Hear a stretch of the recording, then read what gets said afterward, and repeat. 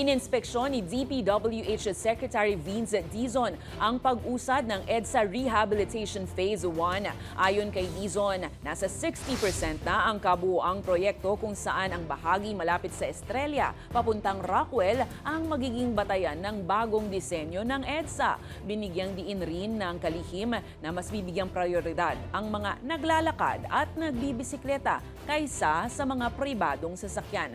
Kabilang sa mga pagbabago ang mas malalapad na sidewalk o bangketa at protektadong bike lane para matiyak ang kaligtasan ng commuters. Target na matatapos ang mga sidewalk sa Phase 1 pagsapit ng July bago ang kasagsagan ng tag-ulan. Habang sisimulan naman ang bidding para sa Phase 2 na sasaklaw mula Orense hanggang Monumento.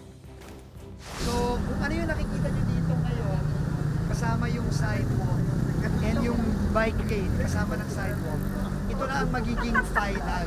Tingin ko ito na yung magiging standard natin. Not just for EDSA, but hopefully lahat ng mga national roads natin ganito. Na talagang binibigyan ng importansya yung mga commuters at yung mga pedestrians. Kasi yung road, hindi lang naman yan pang kotse. Ay, sorry, pare. Ang daming nagko-commute, ang daming nagagakat dito.